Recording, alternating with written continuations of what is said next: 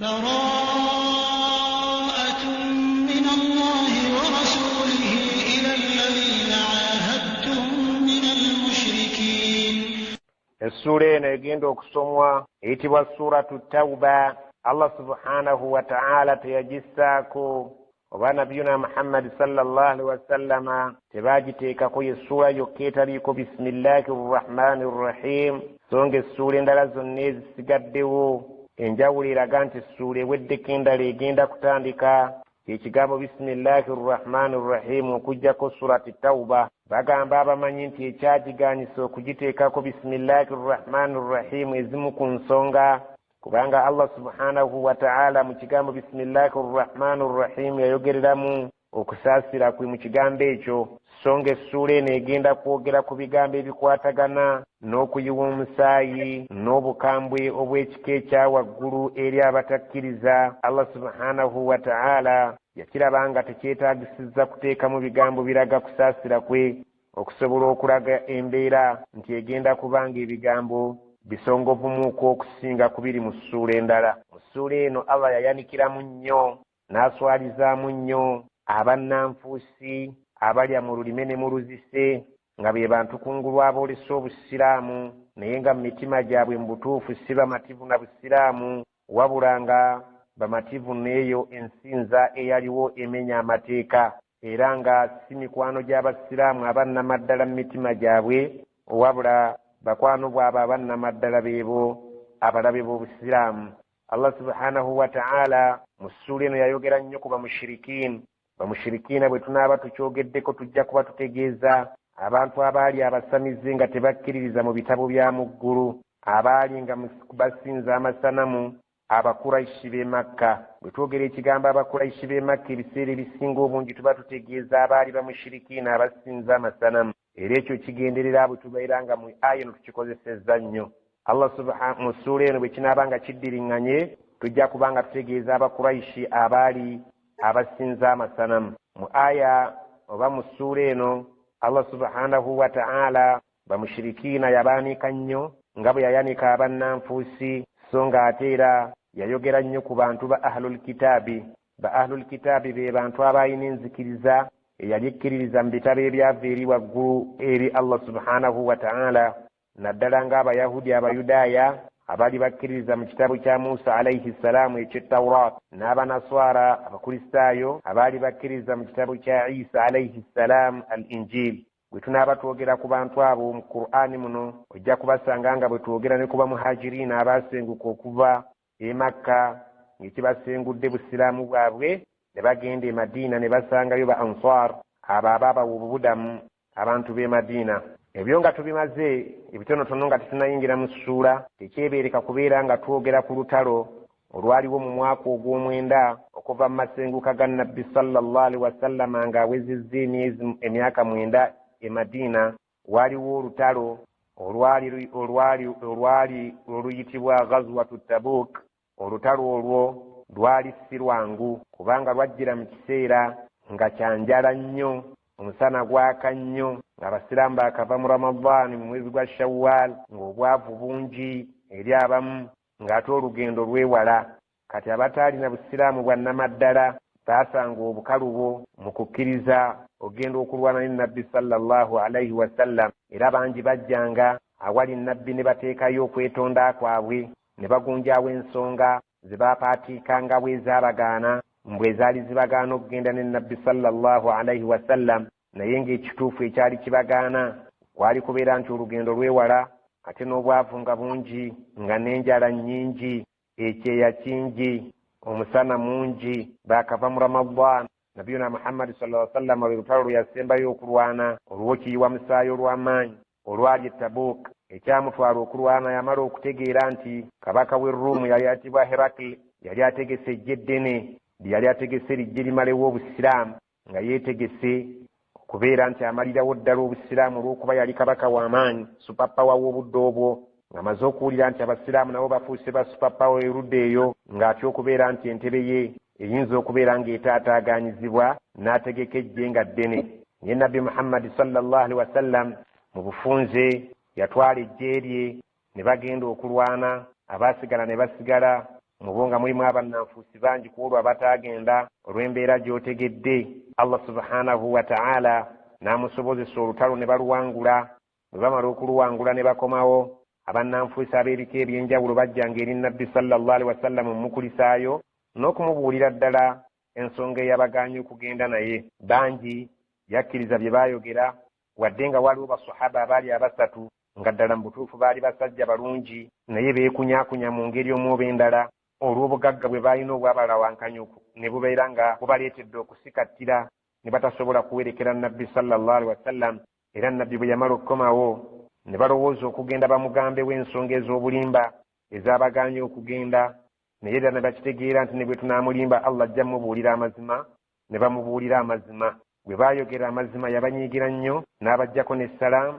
ne bakyala baabwe n'abagamba bagira badde ewaabwe, ne basahaba ensi ne bakaluubirira okutuusa Allah subhanahu wa ta'ala lwe yabaddiramu n'abatukuza nti abasajja abo obutagenda tebakikoze mu bubi, wabula Allah subhanahu wa ta'ala akkiriza okwenenya kwabwe olw'embeera eyabatuukako eyabagaana okugenda. olutalo luno lwali nga luzibu nnyo era lwatuumibwa Ghazwatul Usra, olutalo olwalimu embeera eyali enzibu nga bw'okitegedde mu byenfuna, omusana, enjala gw'omuwadde akatebe, ekyeya, olugendo lwa wala, ate okulumba tulumba kirimaanyi super power. nabbi bw'amala okudda ng'avudde mu lutalo yayagala agenda alambule ku Kaaba, naye yakaluubirirwa ku mwaka ogwo. n'agamba Abubakari n'aligenza okulambula Kaaba, naye olw'okuba Abawarabu mu mbeera zaabwe ez'obuwangwa bakyetoolola Kaaba nga bali bukunya, sijja kugenda wabula kulembera ekibinja ekinaagenda okukola hijja obeere nga ggwe amiiri waakyo. ne bamuwa n'essuula aya kumpi 40 agali mu ssuula eno, agenda agasomera abantu ng'atuuse mu hijja, agabalaga nti okuva olwaleero ku mwaka guno hijja tekyaddayo kukolebwa bamushirikiina, tebakyaddayo kwetooloola Kaaba nga bali bukunya. Abubakari yakwata ejje lye n'atambula nalyo, baba batuuka mu kifo ekiyitibwa Dhul Hulaifa. ab'e Makka bwe banaabira ne bambala ebyambalo bya hijja ne banuyirira okukola hijja. kifo kiri kumpi ne Madiina. nabbi n'asindika Ali radiyallahu anhu abasisinkana agende nabo, naye n'amugamba bw'obanga otuuse obeeranga ku lunaku lwa Arafa oyogere ebigambo bino mu lujjudde lw'abantu. Pointi namba 1, otegeeza Abawarabu tewaliyo yenna akkirizibwa oluvannyuma lw'olwaleero tajja kukkirizibwa kuddayo kwetoolola Kaaba yenna alibeera obukunya. Ennamba ey'okubiri gy'onoobategeeza ti buli yenna ayina endagaano wakati we ne wakati wa Muhammadi, nga baakola endagaano nga ya mirembe egy'obutalwanagana, ey'okuzzaawo emirembe wakati waabwe ne wakati wa Muhammadi, okubeera nti tewakyali kutabaalagana. endagaano eyo bw'ebanga ddala yaliko ebbanga eggere, ejja kukuumibwa okutuusa ebbanga lyayo gwe linaatuuka, naye tegenda kuzzibwa bujja. naye singa endagaano eyo kiryesanga nga teyaliiko bbanga ggere, obanga yaliko ebbanga eggere nga teriweza myezi 4, n'abo bonna abataali na ndagaano na Muhammad sallallahu alaihi wasallam obategeeze kaatyo bagambe balye butaala okuva ku lunaku lwaleero okutuukira ddala emyezi gy'emizzolo egiriggwako, teri yagenda kuddamu kubeera nga endagaano ye ezzibwa bujja, endagaano zimenyeddwa. era obategeeze ennamba 3, endagaano si kumenyebwa wabula ziggiddwawo. tewakyali wakati w'abasiraamu n'abatali basiraamu ndagaano ya mirembe okujjako eyo eriko ekiseera ekigere. naye talina kiseera kigere, baweereddwa emyezi 4 okubeera nga balya butaala, naye babeere nga bategeera nti wakati waffe ne wakati waabwe obusiraamu katubulina kubeera nga tubusaasaanya. ekiragiro kizza okuva eri Allah subhanahu wa ta'ala, kuba obusiraamu katuwe butuuse bufunye amaanyi agamala. ekigambo ekyokusatu obategeeze nti ejja naye bakuluusanya nga bajagala, teri agenda kugiyingira okujjako nga mukkiriza. ekyokuna obagambe nti tekikyasobokera ddala mu nsi yaffe wano okubeera nga erimu eddiini bbiri, eddiini ey'abasiraamu n'eddiini ey'abamushirikiini. bennagambye abasinza amasanamu oluvannyuma lw'omwaka guno. bwekityo bwe kyali Abubakar radiyallahu anhu ne Ali radiyallahu anhu ne basitula olugendo lwabwe ne bagenda mu hijja. naye olunaku bwe lwamala oluyitibwa al-Hajj al-Akbar, lunaku lw'okusala ebisolo olwa Eid al-Adha, Abubakar bwe yamala okubeera nga ebi byamaze okubyogera, yayita Ali naye atuuse eri abantu ebigambo bye nabbi bye yamutuma, era naye n'abituusa. mpozi tunajjukira nti nabiyuna Muhammad sallallahu alaihi wasallam ku mwaka ogwo teyakola hijja, wabula yasigira Abubakar n'abeera nga amir akulembedde abagenda okukola hijja. Mu bufunze ebintu ebikwatagana n'essuula eno bingi, naye nga ebyo tusobodde okubeera nga tukuwaako, ebirala olibisanga mu bitabo ebisingako wano ng'obuuzizza abamanyi oba nga weesomedde. Allah subhanahu wa ta'ala agamba nga atandika essuula eno gye tutajja kuteekako bisimillah, naye nga tujja giteekako a'udhu billahi minash shaitaani rrajim, bara'atun min Allahi wa rasulihi. Allah alangirira ekirango eky'okwesammulira ddala nga yeesammula endagaano ezo ezaali zikoleddwa wakati wa nabbi sallallahu alayhi wasallam ne wakati w'abamushirikiina ezaali zireeta emirembe egy'obutalwanagana. Naye oluvannyuma lw'okufuna amaanyi, Allah subhanahu wa ta'ala abategeeza mu lwatu nti Allah ayimirizza ekirango kiva eri Allah ekiraga okukutulirawo ddala, bara'atun min Allahi wa rasulihi. Allah alangirira kati ekirango nga kigenda wa ila alladhina ahadtum, eri abo be mwakola nabo endagaano ez'emirembe, min almushirikiina, mu baali abasinza b'amasana mu budde obwo.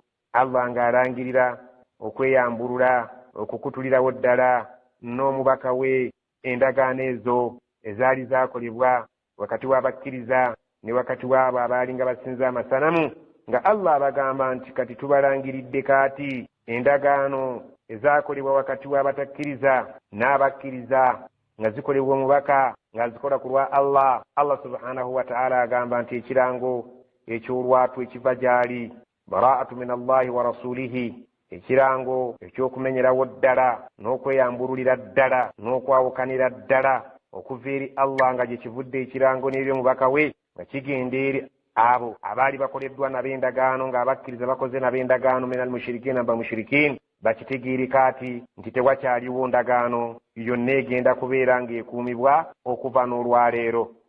فسيحوا في الأرض 4 أشهر واعلموا أنكم غير معجز الله وأن الله مخزي الكافرين.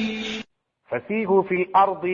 Allah subhanahu wa ta'ala yalangirira kati nti kati okuva na leero mutambule mu nsi muno nga muli abutaala nga muli mirembe teri abakuba ku mikono, 4 ashhurin, okumala ebbanga lya myezi 4, emyezi egy'ena okuva kaakati mubeere nga muli abutaala, teri agenda kukwatibwako, teri agenda kubeera nga abakuba ku mikono nga muli mirembe, abaayina endagaano zaabwe naffe n'abataayina ndagaano zaabwe naffe, tewaliwo agenda kubeera ng'alumbibwa, tewaliwo agenda kuba nga atulugunyizibwa, tewaliwo okuyiwa musaayi okumala ebbanga lya myezi 4. Wa'lamu, mumanye mmwe abatakkiriza bwe munaaba muganye okubeera nga mukkiriza mu myezi egy'ena, annakum ghayru mu'jizillah, nti mu butuufu temujja kusobola kulemesa Allah eddiini ye kubanga esaasaana ne bwe munaasalawo okugirwanyisa. Wa anna Allaha mukhzil kafirin, era mukitegeere nti Allah agenda kuswaza abo abatakkiriza abatayagala busiraamu kuba mu nsi, bajja kuswala kuba bulina okubaawo. Obusiraamu bufunye amaanyi, tewakyali bwetaavu bwa kuteekawo ndagaano, ate tewali bwetaavu bwa kubeera ntuzimenya mu nkukutu. Tubategeezezza nti endagaano zisaanyeewo, ekyo nga kiva eri Allah n'omubaka we ng'abategeeza mu lwatu nga si bya nkukutu. Tubawadde emyezi 4, buli omu yeerowooze, ayagala okudda ku sayidi y'obusiraamu abeere nga yeerowooza, asiramuke nga bukyali, atayagala ng'ayagala kuyimirira naffe mu ddwaniro yeetegeke, naye enkomerero ya byonna ajja okuswala yoyo amutakkiriza ayagala okumenyawo amateeka ga Allah, naye Allah yeerayiridde temujja kumulemesa ddiini ye kubeera ng'esaasaana mu nsi muno.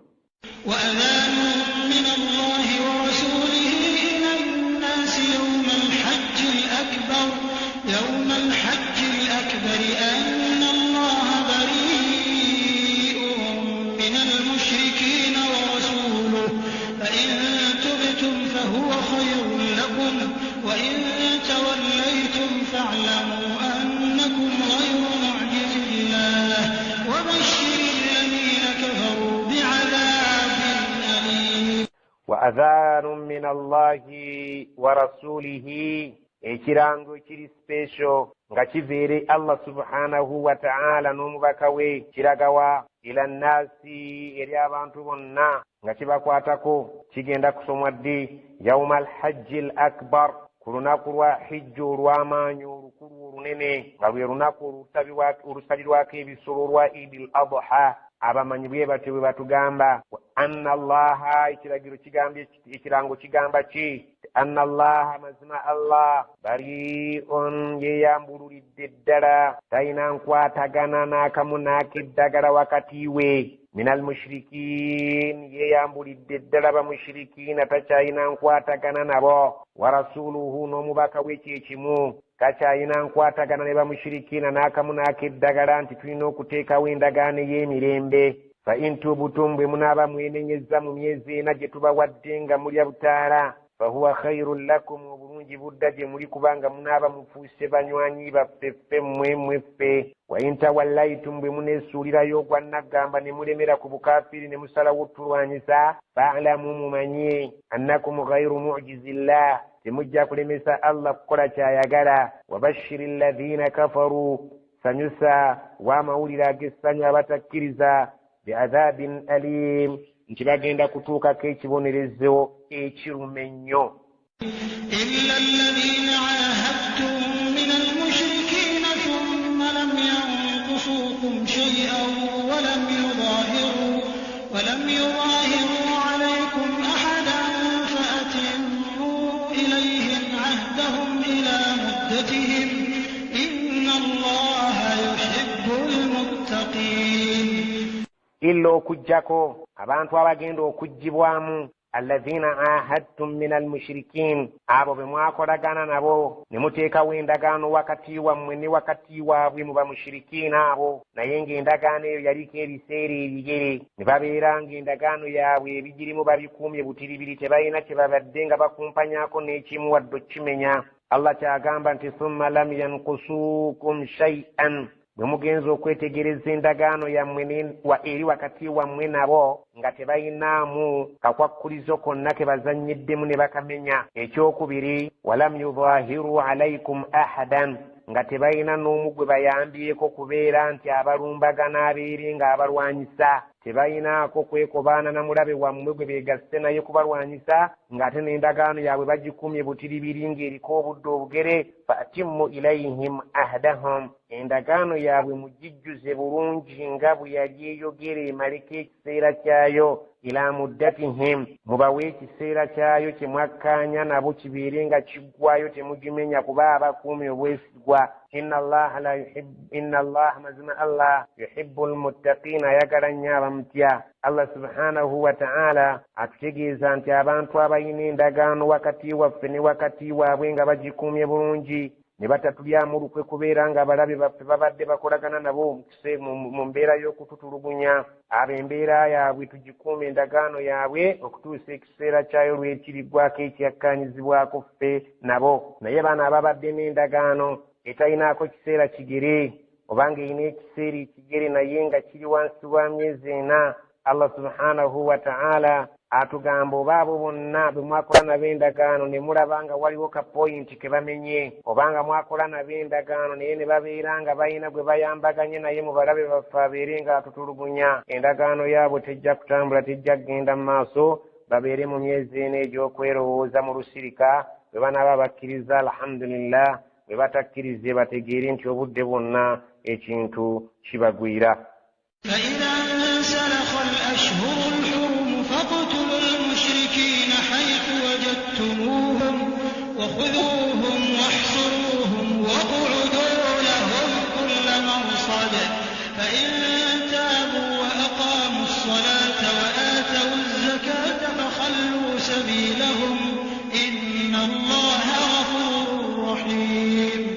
فإذا انسلخ بجبيران جمزوك قواكو الأشهر الحرم ميزي جيمزي جتكرزي وكبيران جروان روامو ودوكولي رمواغا زامبيا غنيني emyezi egyo egy'emizizo tugimanyi bulungi nnyo ng'omwezi ogwa Rajab gwa muzizo, Zulqaada gwa muzizo, Zulhajji gwa muzizo, Almuharram mwezi gwa muzizo. Emyezi egy'ena bwe gibeera nga gigweddeko egizira okulwaniramu, faqtulul mushrikiina, abakkiriza mukkiriziddwa kutta mushrikina bonna abasinza amasanamu haithu wajadtumuhum wonna we mubeeranga mubasanze wakhudhuhum mubakwate mubawambe mubatwale eri omulamuzi w'obusiraamu abalamule basalawo okubeera nga beenunule basalawo okutta battibwe basalawo okutta bate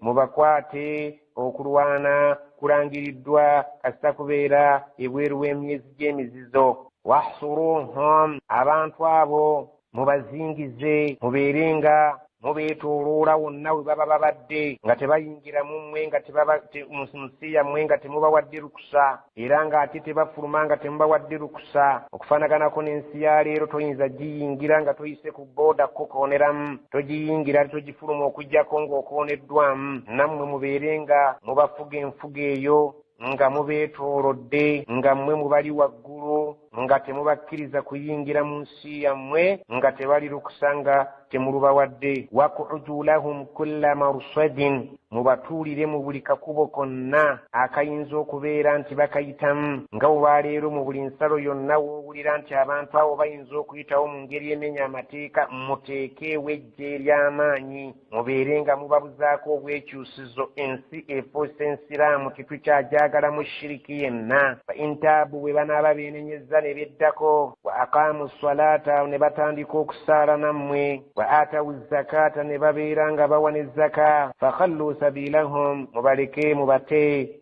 temubanyega abo baganda bammwe bennyini temubateega mu makubo bafuuse basiraamu inna allaha ghafurur rahim allah musonyi musaasizi byonna bye baakola mu bushiriku bwabwe ebyo agenda bisangulawo olw'obusiraamu bwabwe kubanga al islaamu yajubbu ma qablah obusiraamu bujjawo byonna ebyo kasita osiraamuka byewakola nga tonnasiraamuka byonna biba bikusonyiyibwa singa nga allah subhanahu wa ta'ala agamba nabbi muhammadi sallallahu alaihi wasallama wa in ahadun min al-mushrikina istajaraka fa'ajirhu hatta yasma'a kalam Allah thumma ablighu ma'manah dhalika bi'annahum qawmun la ya'lamun wa in ahadun min al-mushrikina singa wazuukawo omushiriki yenna omushiriki oyo yenna abazze gy'oli istajaraka ng'ayagala omubudamye embeera emuddugalidde faajiruhu mubudamye tomugoba ate bw'oba omumaze okumubudamya tomuleka bulesi wabula mukoleko da'wa hatta yasmaa kalaama Allah mukoleko da'wa okutuusa lwanaategeera ekigambo kya Allah lwaki embeera ekyusa era lwaki kiriwo ekityo lwaki Allah agamba ki thumma oluvannyuma bw'aba asiramusa alhamdulillah bw'aba tasiramusa n'agenda alowooza ku ky'omugambye ekigambo kya Allah ebigambo bya Allah ajja kgenda abifumiitirizaako mu mbeera ze gwe mutuuseeko da'wa ebbanga ly'amala ng'akyali mu bubudamu bw'omuwadde thumma oluvannyuma bw'abanga ebbanga ly'obubudamu bwe liweddeko ablighuhu ma'manahu mutuuse mu kifo awo waanaafunira emirembe omugambe nti mu kifo muwe olukusa okugenda mu kitundu kyonna gy'anaafunira emirembe bw'anaaba asiramusa alhamdulillah bw'anaaba tasiramuse kasita agenze n'ebigambo bya Allah mu kifo bw'anaagenda abifumiitirizaako dhalika biannahum qawmun la ya'lamuun embeera tugikkirize beewo bwetyo kubanga abantu abo tebamanyi baganda baabwe babakugira okujja wooli nga babatiisa nti ajja kubakyamya nga babagamba nti oli mulalu naye bwe baba ng'ofunye omukisa ogwo ye yennyini ne yeereeta mukkiriza ajje wooli ajja kwetegereza ebigambo bya Allah ye yennyini ajja kuvaawo okugenda ewaabwe gy'anaafunira eddembe ng'akakasizza nti omusajja si mulalu wabula byayogera bigambo bya Allah naye basaasire bambi tebamanyi bawubisibwa abantu bwabo abakulu kayfa yakunu lilmushrikiina ahdun 'inda Allahi wa 'inda rasulihi illa alladhina 'ahadtum